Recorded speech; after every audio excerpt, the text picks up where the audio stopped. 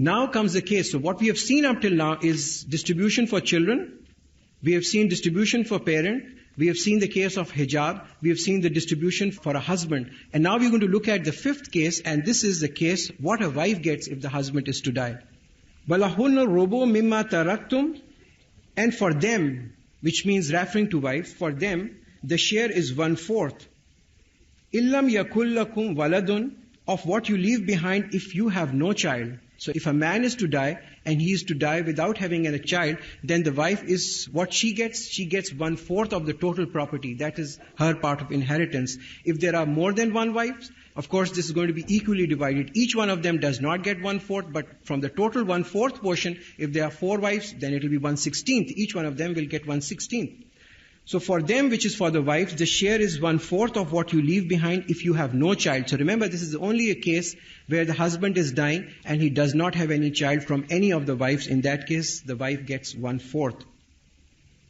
فَإِنْ كَانَ لَكُمْ وَلَدٌ. But if you do have a child, so you see this situation being, moving around from one to the other, exactly the same as we saw in the previous case, in the case of a wife. But if you do have a child, what the wife gets?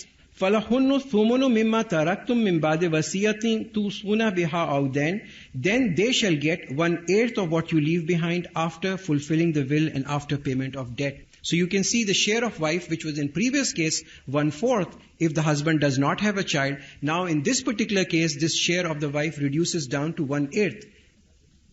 Makes the share of the wife reduce down from 1/4 to 1/8. So you can see this pictorial on the pie chart. 1/8 is what the wife is going to get, and this is if the husband is to die and the husband has a child from any of the wife. And now we're going to be looking at the rules relating to kalala. And the first rule of kalala over here is where the mother is common but the fathers are different. And in fact, when we move on to the last part, which is ayat 176, we're going to be looking at a common father and any mother, so it makes no difference. Now, this is a case of a kalala in which there is a common mother but different father. وَإِنْ كَانَ رَجُلٌ يُورَثُ كَلَالَةً أَوْ امْرَأَةٌ. But if a man or a woman has no heirs in direct line, so I hope you understand what a kalala is. Kalala is someone, a deceased male or a female, if they have no child or no parents, so no lineage. So if someone does not have parents and someone does not have any children, in that case, he's known as a kalala. There is no forward or backward lineage in this particular case. So this is the case of a kalala. If a woman or a man has no heir in direct line, وَلَهُ أُخٌ أَوْ أُخْتٌ فَلِكُلِّ وَاحِدٍ مِّنْهُمُ السُّدُسُ. But has a brother or a sister. Now this is the only case where a brother and a sister get a share in inheritance. In fact, in this case and in the last case, both cases of kalala, it's only going to be the cases of kalala that a brother or a sister is going to acquire some wealth. But has a brother or a sister, then each of them shall inherit 1/6. So if there is a brother or if there is a sister, then each of them, this is a different, because normally in case the share of a male is twice that of a female, except in this case where the brother and the sister will acquire the same amount of wealth. So remember, this is only in case of a kalala, and this kalala is if a brother and a sister, one brother and one sister is present, then each one of them will acquire 1/6 of the wealth. So from the total, 1/6 will be taken by the brother, 1/6 by the sister, and then the 2/3 of that is going to be left over, and it will be distributed to the other inheritors, which could be wife and other people. فَإِنْ كَانُوا أَكْثَرَ مِنْ ذَلِكَ. If the brother and the sister are more than 2. Now this was a case where there's only one brother and one sister. Now in the second case, where again it's a case of a kalala of a common mother but a different father. In this case also, if there are more than one brother or a sister, then they are going to share equally from 1/3. And you can see by virtue of this ayat, فَإِنْ كَانُوا أَكْثَرَ مِنْ ذَلِكَ. But if the brothers and sisters are more than 2, فَهُمْ شُرَكَاءُ فِي الثُّلُثِ مِنْ بَعْدِ وَصِيَّةٍ يُوصَى بِهَا أَوْ دَيْنٍ. Then the total share is 1/3. So total share is going to be 1/3 after fulfilling the will and after payment of debt. If there are 5 or 10 or 20 brothers and sisters, they are going to just take a share from 1/3 of the property. It is going to be equally divided between brothers and sisters, and they will take an equal share, but only out of 1/3 of the property, no more than that. غَيْرَ مُضَارٍ, neither of which intends to be injurious. That means this will that has been made over here, it was said in the previous ayat was that if there are more than 2 brothers or sisters, they will get 1/3 of the share after fulfilling the will and after payment of debt. But immediately after that, in the same ayat is غَيْرَ مُضَارٍ, that neither of which is intended to be injurious. That what it means is that the will is considered to be injurious. A will is considered to be injurious if it is adversely affecting the rights of other heirs. In that case, the will is injurious. And just recall the hadith which I had narrated to you earlier about a person who, dies and he does good deed all his life and then he makes an injurious will, and that, deserves him hell. So from that point of view, in Quran is very clear, neither of which has been intended to be injurious. Wasiyatan min Allah, this is a commandment. Again, you can see how repeated stress is coming in Quran, that, Allah repeatedly tells us that this is a commandment. This is just not an option for us. This is a commandment, this is an injunction from Allah. Wallahu alimun halim, and Allah is all knowing and forbearing. So Allah is all knowing and forbearing, there are 2 reasons for that. One is that people really cannot escape the consequences. If they make an injurious, if they want to break the law, and they do break the law by giving hiba or by giving, will through indirect means to the direct inheritors, then what Allah makes very clear over here, Wallahu alimun halim, that Allah is knowing and He is forbearing, He has knowledge of everything. And also to convince people that this is really for their own benefit. These laws of inheritance that have been given, they are for the own benefit. These are certainly not harsh laws, but they are totally for the benefit of people. And it goes on further, Tilka hududullah, and these are the limits which have been prescribed by Allah. So Allah says, these are the limits, don't go near these limits. Tilka hududullah, these are the limits prescribed by Allah. وَمَنْ يُطِيعِ اللَّهَ وَرَسُولَهُ, and whoever obeys Allah and His messengers, يُدْخِلُ جَنَّاتٍ تَجْرِي مِنْ تَحْتِهَا الْأَنْهَارُ خَالِدِينَ فِيهَا, and that's where we want to be. So don't make an injurious will, don't leave, instructions that, we don't deserve this, because this is what we deserve. يُدْخِلُ جَنَّاتٍ تَجْرِي مِنْ تَحْتِهَا الْأَنْهَارُ خَالِدِينَ فِيهَا, and whoever obeys Allah and His messenger, He will admit him into gardens beneath which rivers flow, and where he will reside forever. وَذَلِكَ الْفَوْزُ الْعَظِيمُ, and this is indeed a great triumph. What could be a greater triumph? We could leave our wealth in this world and be unjust to people. What benefit is that for us? We are gone. But we want to be وَذَلِكَ الْفَوْزُ الْعَظِيمُ. If we want to be ذَلِكَ الْفَوْزُ, among the people who are successful, who triumph, then we have to make these inheritance according to the law of Allah. And again, like immediate contrast, a word of warning, a good news and a bad news, a word of warning for people who intend to break these laws. وَمَنْ يَعْصِ اللَّهَ وَرَسُولَهُ, and whoever disobeys Allah and His messenger, وَيَتَعَدَّ حُدُودَهُ, and transgress the limits. So whatever limits have been specified and transgresses these limits, يُدْخِلُ نَارًا خَالِدًا فِيهَا, he will be made to admit, or he will admit in the fire and abide in it forever. وَلَهُ عَذَابٌ مُحِينٌ, and for them is a humiliating punishment. So anyone who transgresses these laws of inheritance, then certainly he is a rebel against Allah, and he is a rebel against the messenger of Allah who are implementing certain law. Now with this, please move on now to Surah Nisa, ayat number 176, because that's the last ayat we're going to do this afternoon. Yastaftunak, they ask you concerning a verdict, they ask you a fatwa. So companions must have asked our Prophet ﷺ. And remember, this is again a case of a kalala. Previous kalala was for a common mother. This is a kalala in case of a common father. Yastaftunak, they ask you concerning a verdict. Kulillahu yuftikum fil kalala. Say, Allah gives you a verdict if a person is to die parentless and childrenless. And that's the case of kalala. In nimru halaka laysa lahu walad. And if a man dies and he has no child, walahu ukhtun, but leaves behind a sister. So this is a case of a kalala where a man dies, he has no parents, he has no child, no children at all, and he leaves behind a sister. Walahu ukhtun falaha nisfu ma tarak, then she will get half of his inheritance. So remember, this is the only case, or this is among the very few cases in which a sister is going to acquire some property out of the deceased, and this is only in case of kalala, where there is a single sister present, then she will get half of the property, and the other half will be distributed to other inheritors if they are present, and other inheritors could be the wife of the deceased or the husband of the deceased. وَهُوَ يَرِثُهَا إِن لَمْ يَكُنْ لَهَا وَلَدٌ.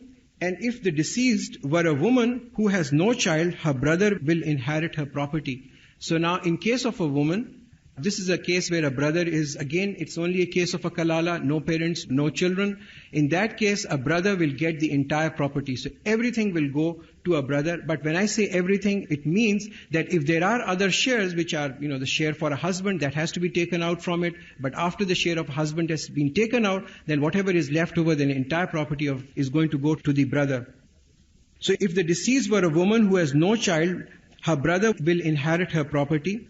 فَإِنْ كَانَتْ تَثْنَتَيْنِ فَلَهُمَا الثُّلُثَانِ مِمَّا تَرَكَ. And if the deceased leaves behind two sisters, then they will inherit from 2/3 of the inheritance. So this is a very similar case, same father, kalala case. And if there are more than two sisters, there is no brother present. If there are only two or more than two sisters present, we saw in the earlier case, if there was one sister, she will get half of the wealth. But if there are more than two sisters, then the wealth will be divided equally between them. 2/3 of the wealth is going to be divided. Now, if there may be 10 sisters, then out of the 2/3, they will take a proportionate share, which is going to be an equal division. Moving further on, وَإِن كَانُوا إِخْوَةً رِجَالٌ وَنِسَاءٌ. And if the number of brothers and sisters are more than two, فَلِلذَّكَرِ مِثْلُ حَظِّ الْأُنْثَيَيْنِ. Then the share of the brother will be double that of the sister. So this is the same case in kalala. Also, if there are brothers and sisters, there's a combination present. This is like the first case of children division. Then the share of brother is not going to be equivalent to that of a sister, like we saw in the first kalala, which was a common mother kalala. But here, the brother's share is going to be twice that of a sister. يُبَيِّنُ اللَّهُ لَكُمْ أَن تَضِلُّوا. And Allah makes it clear for you, lest you err. So all these hukums that have been given, these have been made very clear from Allah, so that we don't sort of move from one part to another. يُبَيِّنُ اللَّهُ لَكُمْ أَن تَضِلُّوا. And Allah makes clear to you, lest you err. وَاللَّهُ بِكُلِّ شَيْءٍ عَلِيمٌ. And Allah is the knower of all things. So with this, barakallahu lana wa lakum fil Quran al-Azim wa nafana wa iyyakum bil ayati wa dhikr al-hakim. We finished the Quran over here, but this doesn't end the session. We begin the third part now. Let's look at some of these examples. Now, like I said, these are very simple examples, just to make clear that don't be frightened of these shares that we have just talked about. Now, first example is a husband dies, which commonly happens. Husband normally die first. Now, in case a husband dies and he leaves behind a wealth, which is not a great wealth, but anyway, it's 1,000 rupees. You have to distribute that. If he leaves behind 1,000 rupees and he has a wife, and he does have a daughter, and he does have a son. Now, in this case, because of the presence of children, the share of the wife is 1/8, and that has to be taken out first. So out of this, 1/8 of 1,000 is 125 rupees. So the wife is going to take 125 rupees.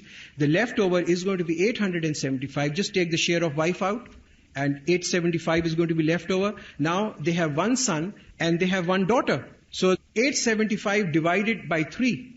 And if you divide 875 by 3, you'll get a share of 291.6. So that's going to be a single share. So the share of the son, which is a male, is double that of a female. So therefore the son gets 583 because there is one son, and there is one daughter, and she gets 291.6. So this is a division in a very simplistic manner, very simple case. Now you can put any combinations over here. You can have 5 sons and 10 daughters. Just for every son put 2 shares, for every daughter put 1 share. And you'll come out with a combination as to what they should get. Now the second case is where a wife dies, and in this particular case, let's look at this total wealth, which is again 1,000 rupees. Husband, his share is 1/4. And we saw the ayat on that, and this is a share of a husband if there are children present. So whatever is left over is 750 after you take the share of husband out. And again, they have a single son and a single daughter. So 750 divided by 3 again, and that gives you 250. A very simple mathematical calculation. Son gets 2 of that, so he gets 500, and a daughter gets 1 share, 250. So you can see in a general situation, you can just apply these laws by just opening Surah Nisa and going over Quran and just picking out the shares and putting them up in place of whoever the inheritors are left over, and you're going to have a combination of how the property is to be divided. It's really not so overwhelming as it looks. Now let's look at a case where a son is to die and he's leaving behind some parents. Now if the total wealth, again I'm taking for this example 1,000 rupees across the board, the son has a wife, and because there are children present, therefore the wife's share is 1/8. If the children were not present, her share would be 1/4. So if a wife is present, she's alive, and they have children, then she gets 1/8. So 1/8 of 1,000 rupees is 125 rupees. Father's share, again specified in Quran, is 1/6. So that is to be taken out. 1/6 is 166.6 out of 1,000. A mother, she's also alive, she gets 166, and leftover is 541.8 from the total wealth.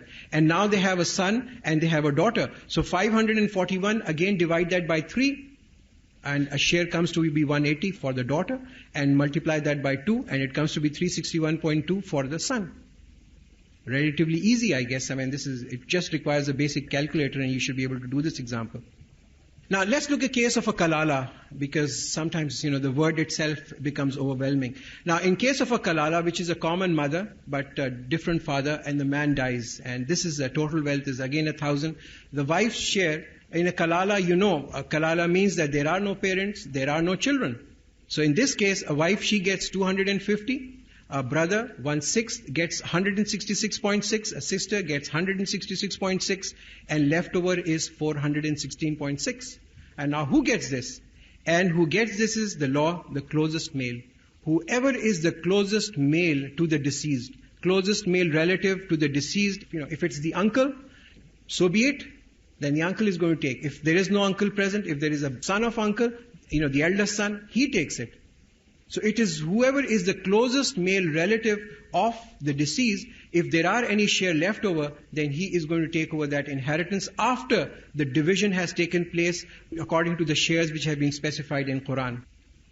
I can leave a copy of this presentation later on. I can just pull out a print out and get you a photocopy, and that's just going to...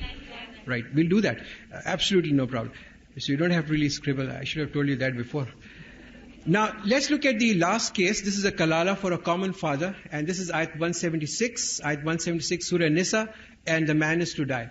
Now, in this particular case, if the total wealth is again 1,000, and a wife, she gets 250 because she gets 1/4 of that, and now leftover is 750 rupees. So this 750, if the man has a brother, he gets 500, and he has a single brother, a single sister, then by virtue of 1:2, which is the ratio for a kalala of a common father, then the sister gets 250, and the brother twice of that, which is 500. Now, these are a few very simplistic examples, but clearly, like I said, there could be an infinite number of permutations and combination.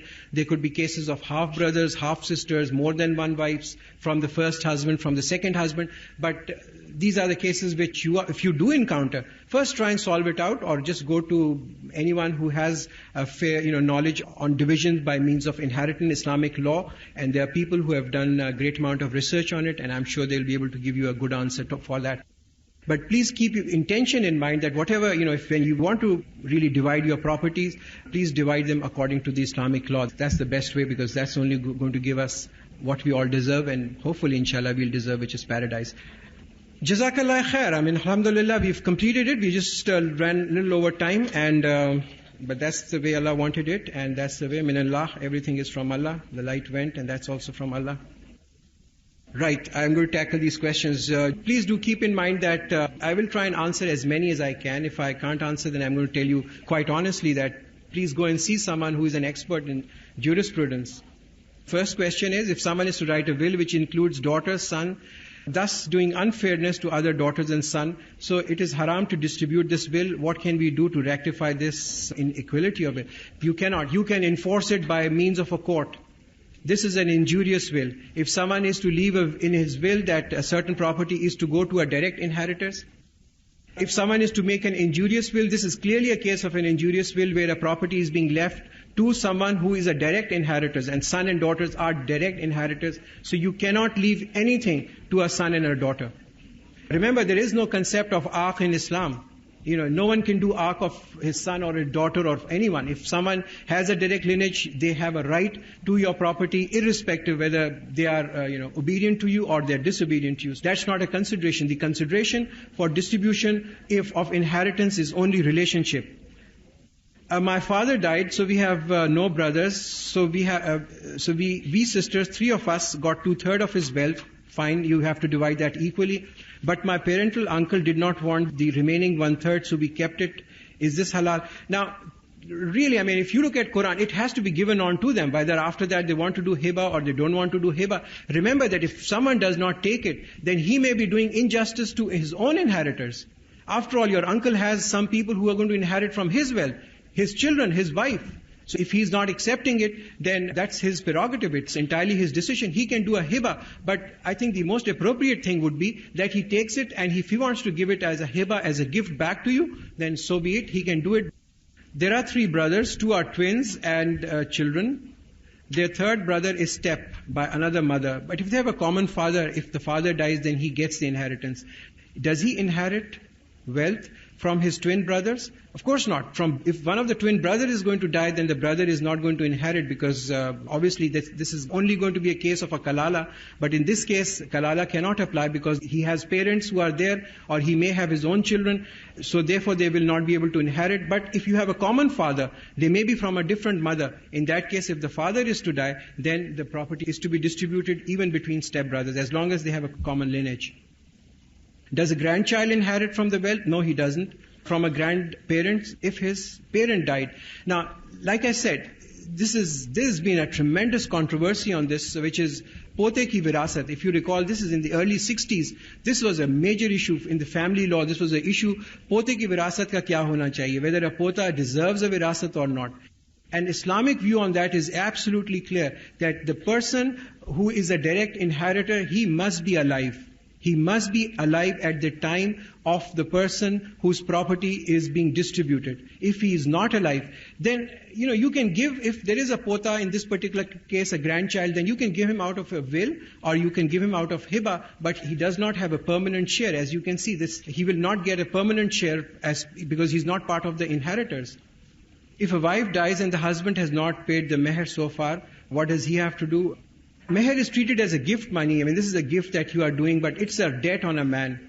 He has to pay that debt to his wife, and certainly before his death. And if the wife has now died, I mean, literally he can't do that. I mean, he can't give it to her now, but maybe he can do a sadaqah on her behalf, because this is a debt he should have paid to her, and it is mandatory that we clear this debt as early as possible. The meher should be such that the husband pays this money off in the earliest possible time. But in this case, the wife is already dead. Obviously, he can't do. If she has a liability, well, she's already dead. I don't know really. I mean, if the inheritors can take or not, whether the property has been divided or not. But, it has to be given to the inheritors, and she should distribute it to the inheritors accordingly.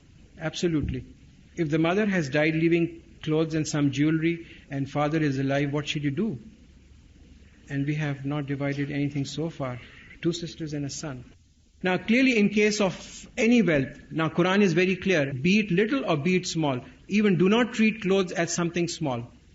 Please divide it. After that, give it off as a sadaqah, because obviously you would like to give your mother's clothes off as a sadaqah to someone. Let the inheritors do it. Do make a division. Put a fair value onto the jewelry. Divide that money off. Sell the jewelry off, or split it up according to the share that have been specified in Quran. But you cannot just keep the property. It must be divided as early as possible. After death of a person, his property must not be delayed for any longer than necessary. Only in a single case, Shariat allows us to delay division of property. Like I said, that's in the case of an expecting mother, of an expecting wife. There is a house where the elder daughter lives, but owned by her father through Pagri, and other 4 sisters and brother live in another city.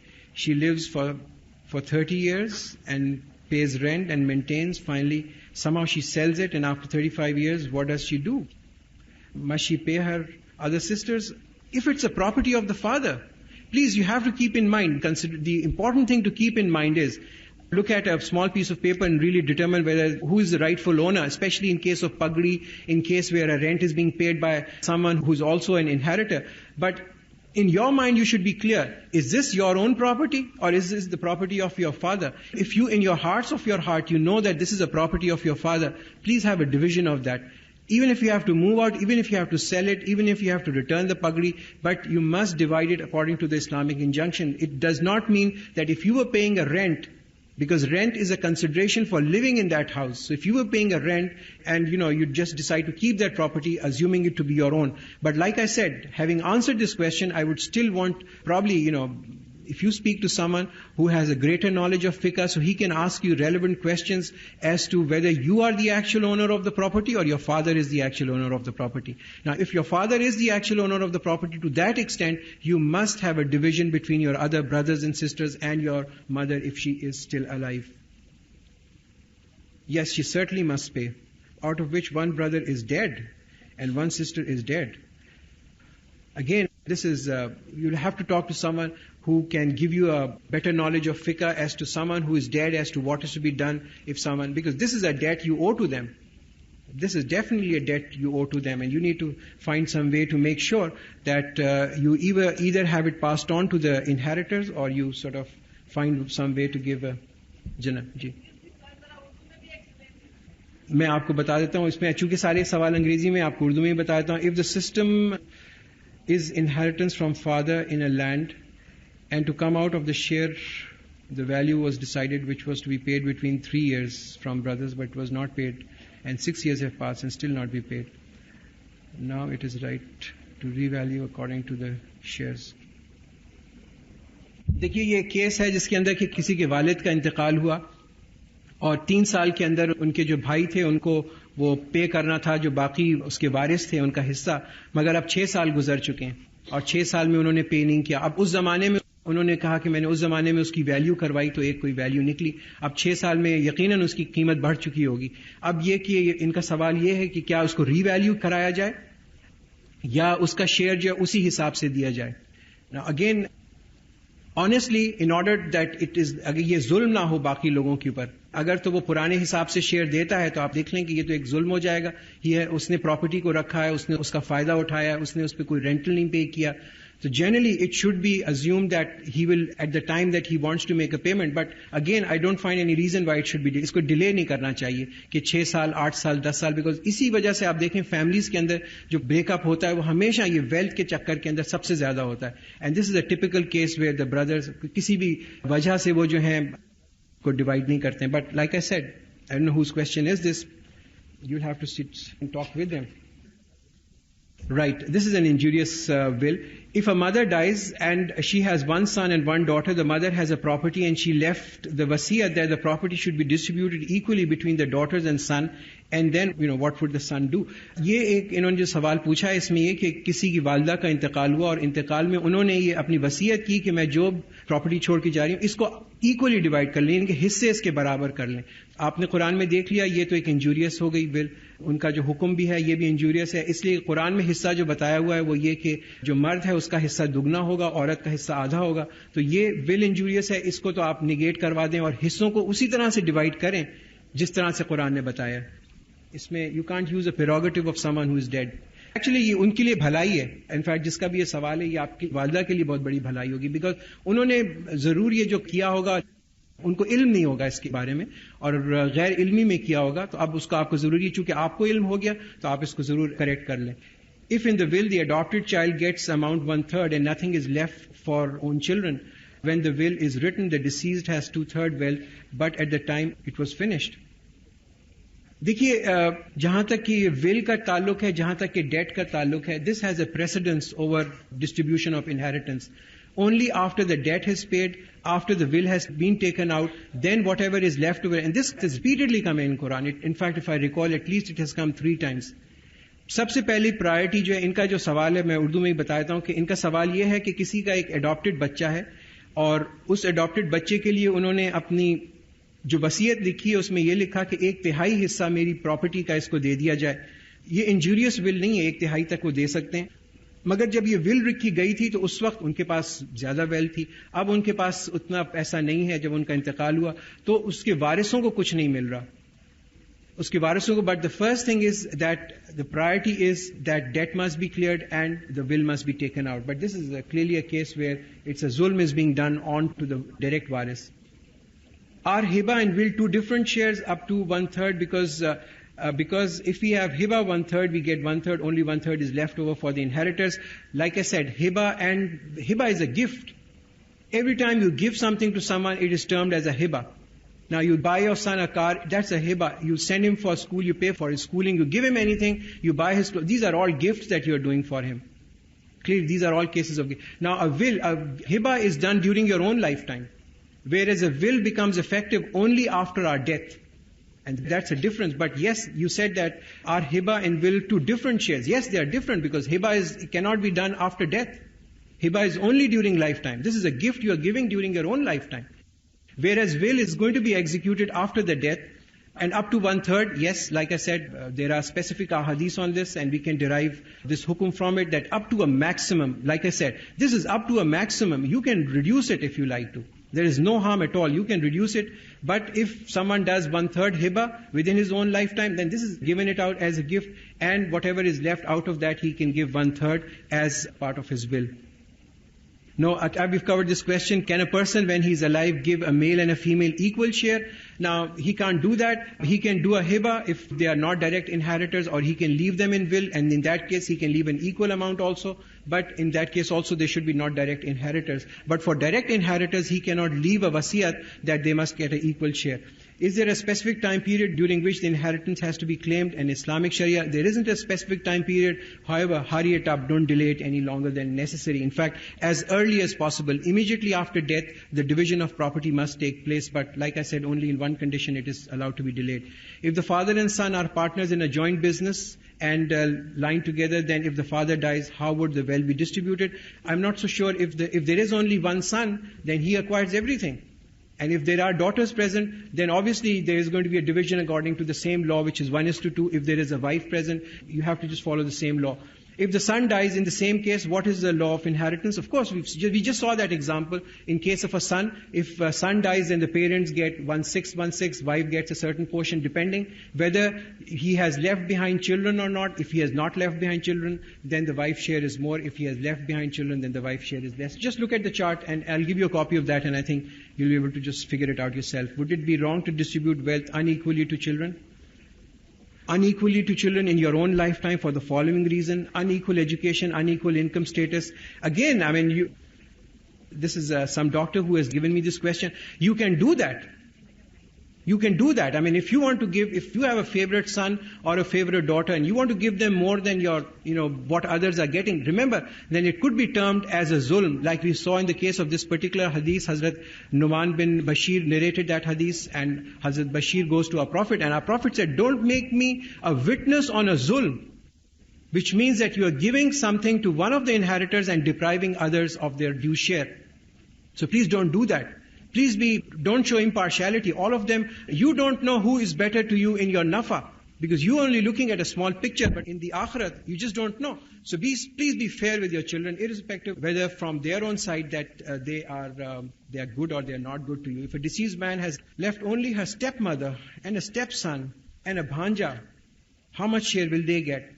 Now, it really depends on when you say stepson from what? From the wife's first husband? That's also stepson. I'm not so sure on that.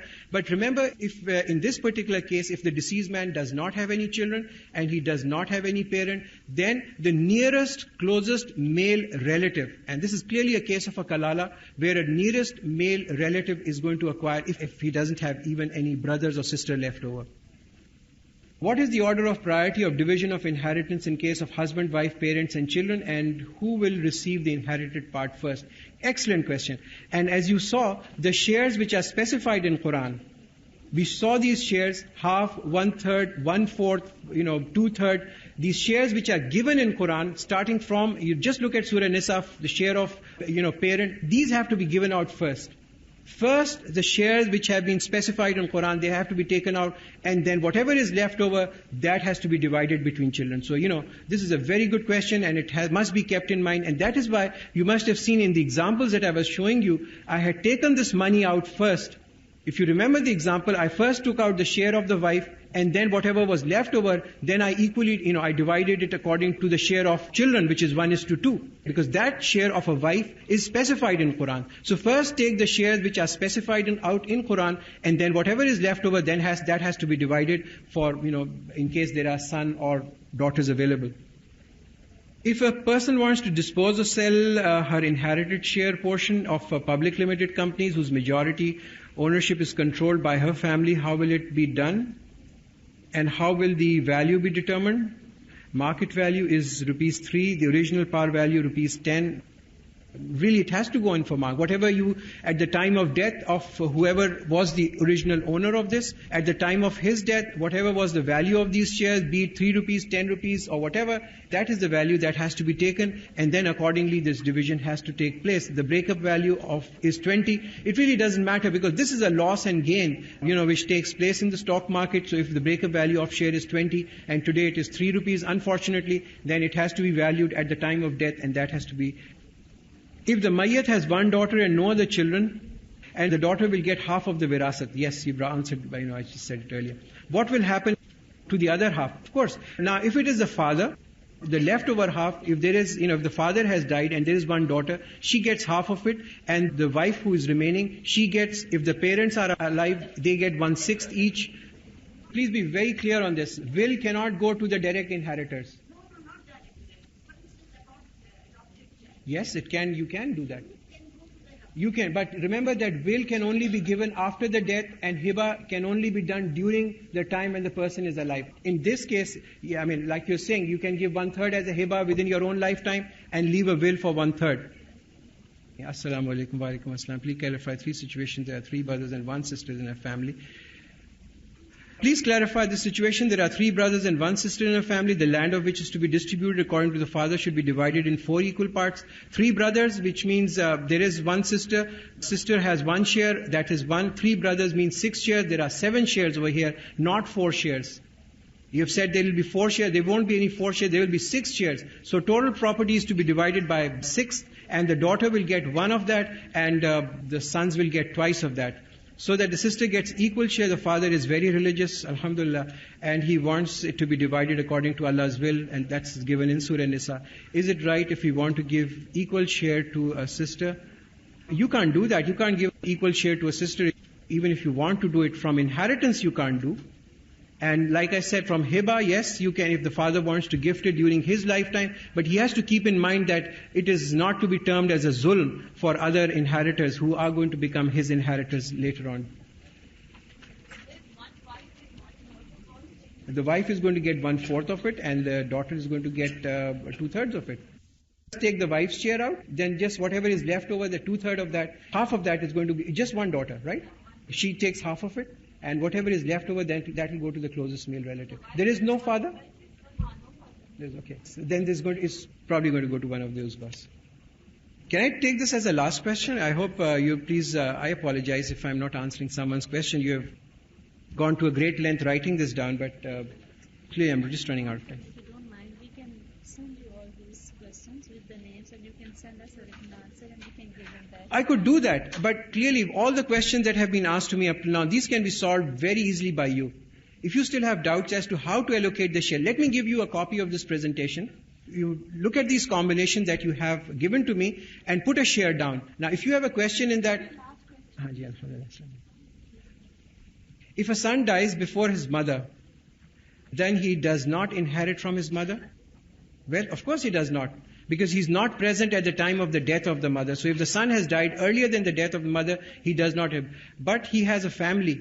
Sure, he has a family. And Quran is very considerate about his family. And Quran says that, do a hiba for him. But the family does not have a share as direct inheritors. There is absolutely no doubt about it. Even among all the, ulamas, no one says that, pota should get a wirasat, which is this particular case. If the son has died before the death of mother, then he has absolved himself the right of taking any share from the property. Because if he put one son, then maybe it is, his son's son. Maybe there is a daughter, maybe it's a grandfather, maybe it's a grandfather's grandfather. So it's going to be like the property is going to be divided between people who are in the grave now. And all those people who are living, they end up getting nothing. So it will be a zulm on them. So for that reason, this is the hikmat behind that. But in Pakistani family law says that the deceased, yes, like I said, this is a problem with our Pakistani laws that over here, that it does give him a share. But according to Shariat, there is no share for someone who is dead at the time of the division of the property when it is taking place. How is mother's wealth to be distributed? Does one divide according to Shariat law or a family? Of course, according to Shariat law. I remember once a person came to me a long time ago and he said, I don't want to divide my wealth according to the Islamic law, and I want to divide it according to the English law. And I said, Allahu Akbar, why do you want to do that? He said, I don't want to give because my son-in-law he's a crazy person. I don't want to give him anything, so I don't want to give anything to my daughter. I said, that's the problem that you have to tackle with Allah, because Allah has specified a share for your daughter and you need to give it to her. Ji.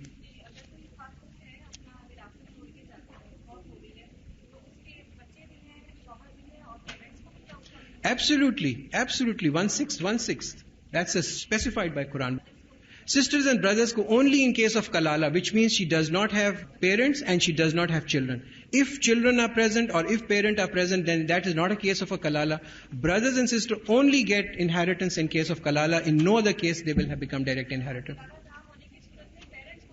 Ji parents को वो तो वैसे भी parents are permanent inheritors. बिल्कुल खातून के parents भी हों, but they are direct inheritors. Parents, children, your wife and your husband, they are always direct inheritors.